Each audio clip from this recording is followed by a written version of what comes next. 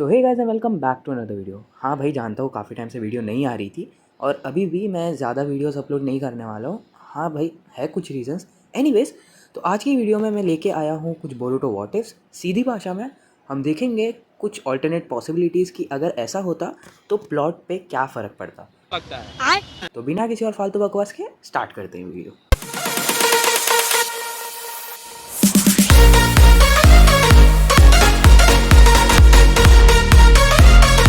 Number 5, Jiraiya never died. देखो, हम सभी अच्छे से जानते हैं कि जिराया पेन से हार कर मर गया था और सच बताओ तो मैं भी काफ़ी ज़्यादा दुखी हुआ था। एनीवेज, तो अगर जिराया ज़िंदा होता तो इसका सीधा मतलब होता कि उसने पेन को मार दिया, जिसका मतलब होता कि कोनोहा पे कभी पेन असॉल्ट हुआ ही नहीं और जिराया एक प्रॉपर हीरो बनता।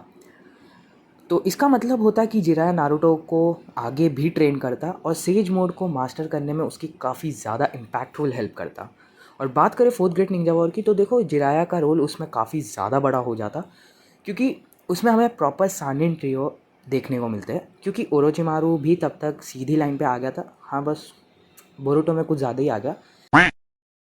और इसका मतलब होता है कि मदारा के सामने सानिन, प्राइम टीम 7 और 4 होकागेस होते और क्या ही रह जाता भाई।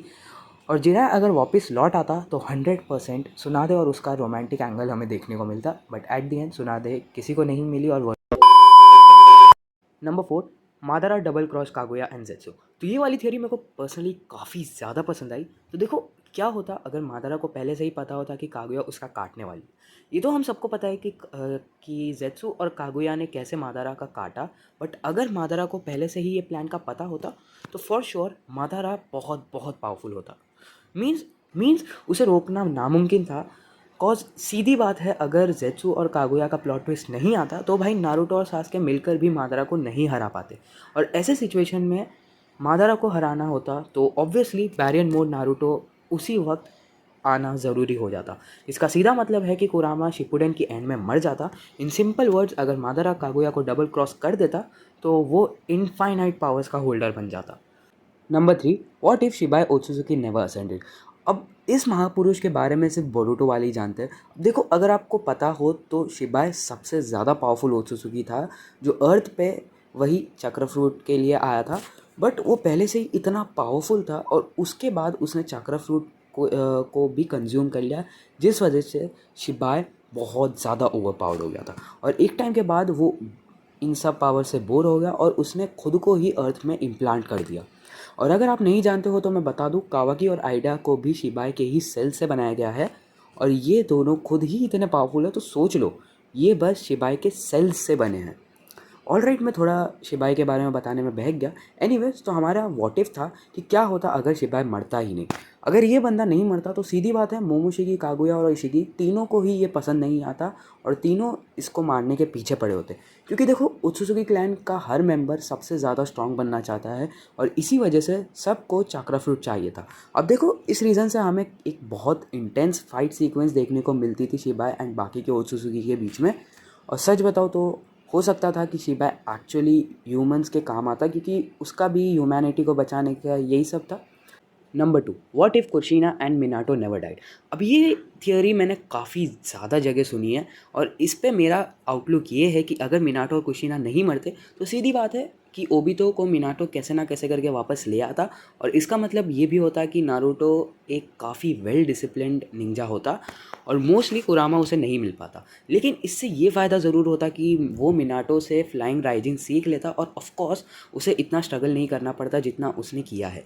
एनीवेज, इसका ये भी मतलब होता कि अकात्सुकी का प्लान इतनी आसानी से वर्क नहीं करता, क्योंकि ऑब्वियसली मिनाटो होकागे सीट पे बैठा होता एंड नो डाउट ये बंदा इस गधे से और हमारी 106 से काफ़ी बेटर डिसीजंस लेता इन एवरी सिंगल सिचुएशंस।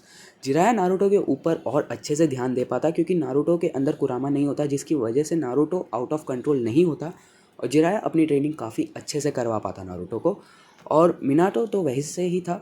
तो इन शॉर्ट नारुतो बहुत बहुत ज़्यादा अलग होता एंड मोस्टली अगर ये होता तो शायद हमें वो भी देखना पड़ता जो नहीं हुआ, और वो अच्छी बात है।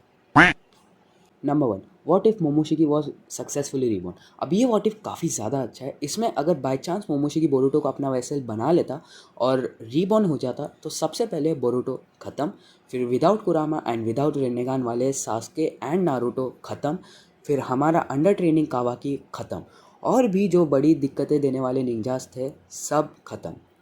उसके बाद कोड के टेंटेल्स को ढूंढ के मोमोशिकी अपना प्लान आगे कंटिन्यू करता है फॉर डिस्ट्रक्टिंग द प्लानट। अब बट इन सब में एक अलग चीज़ है, वो है ओत्सुजुकी का मून पे रहने वाला क्लैन। अब ये जो मैं बताने वाला हूँ इसके लिए आपको नारुतो द लास्ट मूवी देखनी पड़ेगी, वरना आपको एक बात भी पल्ले नहीं पड़ने वाली।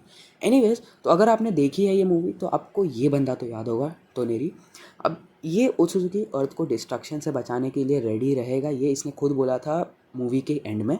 अब देखो, ये ओत्सुजुकी अकेला नहीं है जो मून पे रहता है, ऐसे और भी ओत्सुजुकी है जो मून पे रहते हैं, और टोनेरी इनको अपने अंडर रखता है।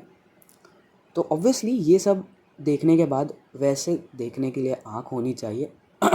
एनीवेज, ये सब जानने के बाद सीधी बात है, मून के ओत्सुजुकी मोमोशिकी को रोकने आएंगे ही ऑब्वियसली, और ये मोमोशिकी के लिए काफ़ी बड़ा थ्रेट होता, और ये हमें एक प्रॉपर ओत्सुजुकी सिविल वॉर टाइप का कुछ देखने को मिल जाता था। That's it for this video guys. थोड़ी लंबी वीडियो बन गई है, आई नो, बट एनीवेज, अगर ये वीडियो आपको पसंद आई हो तो लाइक कर दो और चैनल को भी सब्सक्राइब कर दो। और हाँ, अगर ऐसे और भी व्हाट इफ चाहिए तो do let me know in the comments, part 2 भी बना लेंगे, क्या जा रहा है। और कोई अलग एनिमे पे भी चाहिए तो भी कमेंट्स खुले ही है। सो इस वीडियो को यहीं एंड करते हैं। Thanks for watching.